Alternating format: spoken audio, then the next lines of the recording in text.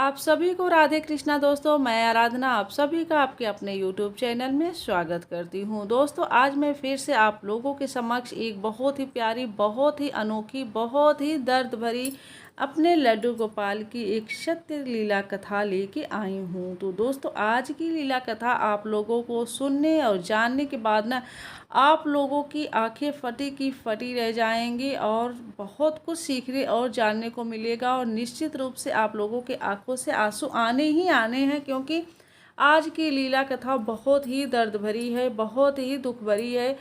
अगर ये लीला कथा आप लोग पूरा सुनेंगे तो निश्चित रूप से आप लोगों की आंखों से आंसू आ जाएंगे और आप लोगों को बहुत कुछ जानने और सीखने को मिलेगा इस लीला कथा के माध्यम से। देखिए दोस्तों, आज का जो सोशल मीडिया का हमारा टाइम हो गया है ना, इस बीच में हम सारे लोग इतना ज़्यादा फंस चुके हैं कि हमें सही गलत अच्छे बुरे की किसी को कोई खबर ही नहीं रहती है। तो आज की जो लीला कथा है इसी से जुड़ी है।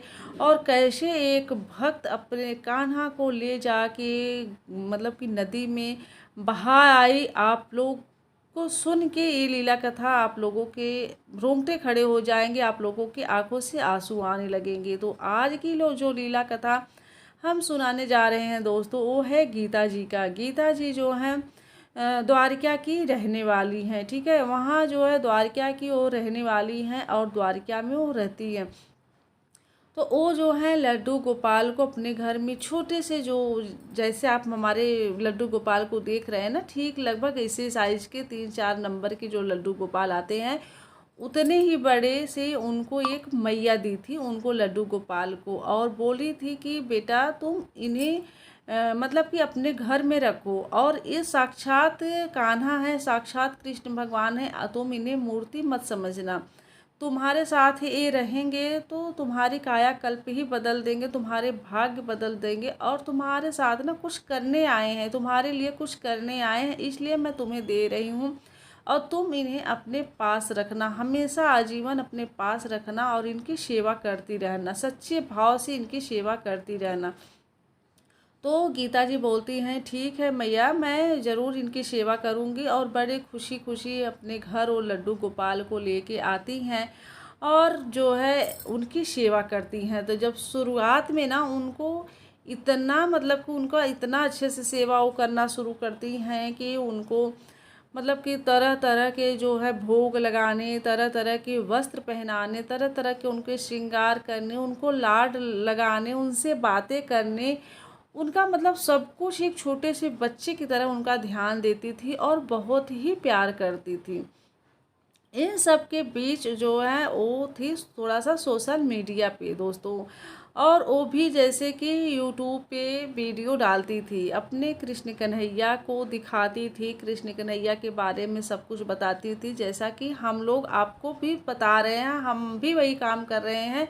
लेकिन ऐसा नहीं है कि आप काम करिए, कान्हा नहीं कहे हैं कि तुम कर्म मत करो। कृष्ण कन्हैया भागवत में भी आपको बताया गया होगा, आप भी पढ़े होंगे कि श्री हरि विष्णु भी बताए हैं भागवत गीता में कि हमें अपने कर्म करने चाहिए, लेकिन कर्म करना और उसका फल तो भगवान ईश्वर ही देंगे, लेकिन कर्म करें हम, लेकिन सच्चे भाव से करें, सच्चे मन से करें, सच्ची आत्मा से करें। ऐसा नहीं कि हम कोई भी कर्म करें उसके पीछे की छिपी जो है हमारा एक मतलब कि स्वार्थ हो, स्वार्थ बस हम करें।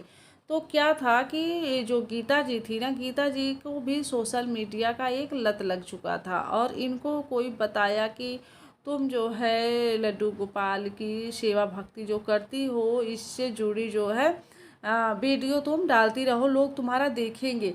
तो क्या हुआ कि ये जो है और भी बाकी लोगों के वीडियोस सोशल मीडिया पे देखती थी, तो इनका भी मन किया कि चलो मैं भी डालती हूँ, मैं भी देखती हूँ। फिर ये क्या की कि लड्डू गोपाल को मतलब कि वो सिर्फ और सिर्फ वीडियो बनाने के चक्कर में उनका खूब सजाती थी, खूब उनका सेवा मतलब कि खूब उनको अच्छे से सजाती थी, उनको लाड लगाती थी और उनका वीडियो बना के सोशल मीडिया पे शेयर करती थी। तो शुरू शुरू में तो उनके खूब अच्छे से व्यूज आने शुरू हो गए थे, ठीक है, उनके खूब व्यूज आ रहे थे। तो इनको एक जैसे अब मतलब कि कान्हा के लिए उनके मन में वो प्रेम नहीं था, सिर्फ वो अपना कंटेंट बना ली थी, उनको कान्हा को अपना कंटेंट बना ली थी, लड्डू गोपाल को अपना कंटेंट बना ली थी। और सिर्फ वो प्यार की वजह से नहीं, वो लाड मतलब कि वो भाव से नहीं, सिर्फ और सिर्फ वो अपने वीडियो बनाने की वजह से वो तरह तरह के उनके वस्त्र उनको पहनाती रहती थी, उनका श्रृंगार करती रहती थी। मतलब होता है ना कि जब हम उनसे एक भाव से जुड़ जाते हैं तो उन्हें हमेशा वही प्यार देना चाहिए। ऐसा नहीं कि हम अपने स्वार्थ के लिए बस उनको श्रृंगार करें, उनका भोग लगाएं और दिखावा के लिए। तो दिखावा वाला चीज़ तो भगवान कभी अपनाते ही नहीं है दोस्तों। आप जब तक उन्हें सच्चे भाव से, अगर आप उनको बस रूखी सूखी रोटी भी खिला देंगे ना सच्चे भाव से, तो वो बहुत ही प्यार से वो खा लेंगे, बहुत ही प्यार से वो शिकार कर लेंगे। आप नॉर्मल तरीके से भी आप उनको बस स्नान करा के एक मतलब कि नॉर्मल कपड़े भी पहना के हल्की फुल्की एक तुलसी का पत्र भी अगर आप उनके ऊपर चढ़ा देंगे ना, तो भी आपके ऊपर वो प्रसन्न रहेंगे। लेकिन जब आपके अंदर वो भाव ही नहीं है, वो प्रेम ही नहीं है, तो फिर वो कुछ भी आप उनके लिए कर लो, कोई मतलब नहीं निकलता है। वो खुद से वो कभी हो ही नहीं सकते हो, आप पे प्रसन्न हो ही नहीं सकते हैं। तो यही चीज़ गीता जी के साथ हुआ। तो शुरू शुरू में तो भाई जब तक ये भाव से कर रही थी तब तक तो सब कुछ ठीक ठाक चल रहा था, इनका चैनल भी अच्छे से लोग देख रहे थे, इनके व्यूज़ भी आ रहे थे। लेकिन धीरे धीरे क्या हुआ कि इनके व्यूज़ डाउन होते गए। अब इनके मन में क्या हुआ कि अब जैसे कि इनके जो लड्डू गोपाल थे छोटे साइज़ के थे, तो इन्हें ये लगा कि हमें ना ये हमारे लड्डू गोपाल जो हैं कैमरे में अच्छे से आते नहीं हैं, इनको लोग देखना पसंद नहीं करते हैं। और बाकी लोगों का ये देखती थी तो बड़े से लड्डू गोपाल, बड़े विग्रह के लड्डू गोपाल रखे रहते थे, खूब चमक धमक आसपास उनको डेकोरेट करके खूब सुंदर सा सजा के वैसे लोग वीडियो बनाते थे। तो इनके मन में आया कि क्यों ना हम भी बड़े विग्रह वाले लड्डू गोपाल को ले आएँ, और ये जो छोटे विग्रह जो लड्डू गोपाल हैं हमारे, ये ना अच्छे से मतलब कि लोगों को दिखते नहीं हैं, लोग इन्हें उतना पसंद नहीं करते हैं। इसकी वजह से अब इनके मन में इनके प्रति जैसे ये हुआ कि अब इनको मुझे हटाना पड़ेगा और इनकी जगह मुझे बड़े विग्रह वाले लड्डू गोपाल को लाना पड़ेगा। फिर ये क्या करती हैं कि एक दिन जो है इनके मन में विचार आया कि इन्हें मैं ले चल के इनको मैं विसर्जित कर देती हूँ। तो द्वारिका में तो नदी तो है नहीं, द्वारिका में समुद्र है। फिर ये जाती हैं, मतलब कि द्वारिका में जो लक्ष्मण जो झूला है ना, वहाँ पे जब ये जाती हैं तो वहाँ पे वो लक्ष्मण झूला के पास वहाँ पे एक सरयू नदी की कोई नदी है वहाँ पे, तो वहाँ पर उस नदी में ये बोट पे बैठती हैं, नाव पे, और नाव पे जो है बैठ के वहाँ पे जाती हैं और जाके वहाँ पे इनको बोलती हैं कि हे लड्डू गोपाला, हे कान्हा, तो मुझे माफ़ करना, और मैं ना अब आपकी जगह जो है आपके बड़े विग्रह को लाऊंगी और आपको मैं अभी अब विसर्जित कर रही हूँ, इसके लिए मैं आपसे जो है क्षमा चाहती हूँ। इतना बोल के ये जो है नाव से जो है विग्रह को मतलब कि बहा देती हैं जब नदी में। तो इनको एक अलग अजीब सा इनको महसूस हुआ, जैसे लगा कि इनके साथ कुछ अजीब से घटित हो रहा है। मतलब कि इनको सब कुछ जैसे लग रहा था कि इनकी आँखों पे अंधेरा सा छा गया है, और ये वहाँ से फिर मतलब कि आई, और इनके मन में एक बेचैनी सी थी। ठीक है, वहाँ से जब आई तो जो ये मतलब कि अपने रूम में देखी, तो इनके रूम का सारा कंडीशन, जो इनका घर था जहाँ पे पूजा करती थी, घर मंदिर वाला घर जो था रूम, वो जो है अजीब सा इनका सब हो गया था, सारा सामान इत्र बित्र हुआ था, फैला हुआ था। तो इनको लगा कि काहे कौन कोई आया भी तो नहीं था, मेरा घर बंद है, फिर मुझे ऐसा क्यों लगा। अब ये परेशान हो गई और इनके मन में बेचैनी ये होने लगी कि मतलब कि मेरा 4-5 दिन से मेरे कोई वीडियो पोस्ट नहीं हो रहे हैं, इसलिए परेशान थी कि मेरे वीडियो पोस्ट नहीं हो रहे, क्योंकि उनको कंटेंट ही नहीं मिल रहा था।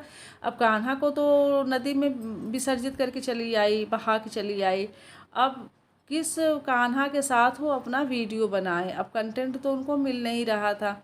फिर अभी क्या करती हैं कि जाती हैं कि मतलब कि जो द्वारकाधीश के जो मंदिर के पास आपको जब जाएंगे तो बहुत ही सुंदर सुंदर विग्रह वाले वहाँ पे आपको लड्डू गोपाल की मूर्तियाँ विग्रह मिल जाएंगे। तो वहाँ से जाती हैं और वहाँ से एक बड़े साइज के मतलब कि 12-13 या 12-14 साइज के नंबर के जो हैं लड्डू गोपाल को ये अपने साथ ले आती हैं। साथ ही में जो है इनका जो है खूब अच्छे से मतलब श्रृंगार करने के लिए उनके पोशाक, उनके आभूषण सब कुछ बहुत ही अच्छे से सब कुछ ले आती हैं और ये फिर से वीडियो बनाना शुरू कर देती हैं। ठीक है, तो मात्र इन भाव से नहीं, ये सिर्फ और सिर्फ वीडियो बनाने के लिए ऐसा सब कर रही थी। तो जब उनका वीडियो बनाना शुरू की मतलब बड़े वाले विग्रह लड्डू गोपाल के, तो इनके जो व्यूज़ आ भी रहे थे सारे के सारे व्यूज़ बंद हो गए। जैसे लग रहा था कि मानो उनका कैमरा ही नहीं मतलब कि क्लियर दिख रहा है। जब भी कैमरा ये ऑन करती थी तो धुंधला धुंधला सा कैमरा दिखता था और मतलब कि पूरा क्लियर नहीं दिखता था। तो इनके व्यूज़ एकदम डाउन हो गए थे। अब बहुत परेशान हो गई। फिर ये जो हैं काफ़ी परेशान थी, इनके जैसे पूरा जैसे इनका मानसिक, शारीरिक, आर्थिक हर तरह से परेशान हो गई थी। अब क्या होता है कि ऐसे ऐसे लगभग 10-15 दिन बीत जाते हैं। फिर इनको ऐसे मतलब कि ऐसे टहलते टहलते फिर ये मंदिर के पास जाती हैं। ठीक है, वहाँ पे जाती हैं और गेट के पास ही पहुँचती हैं तो वहाँ इनको एक पंडित जी मिलते हैं। तो पंडित जी से ये बैठ के बाद पंडित जी जब इनको देखते हैं तो मुस्कुराते हैं। तो ये बोलती हैं कि क्या पंडित जी, क्यों आप मुझको देख के मुस्कुरा रहे हैं, ऐसा क्या हुआ? तो पंडित जी बोलते हैं कि बेटा तुम बहुत परेशान हो रही हो और तुम परेशानी का कारण भी तुम ही हो, क्योंकि तुमने खुद अपने पैरों पे कुल्हाड़ी मारी है, तुमने खुद अपने परेशानियों के लिए गड्ढा खोदा हुआ है। तब ये आंखों से इनके आंसू आने लगते हैं और ये रोने लगती हैं।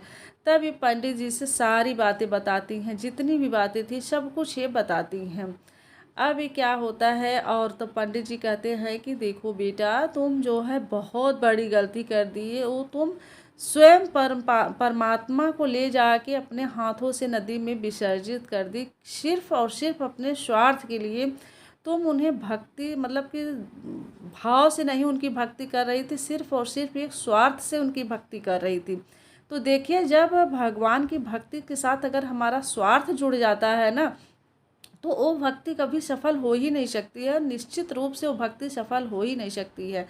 तो क्या होता है कि जब देखिए ये जो है अपना लड्डू गोपाल को अब बहा आई, अभी बहुत रोती हैं, बहुत रोती हैं और फिर से उसी नदी के पास जाती हैं।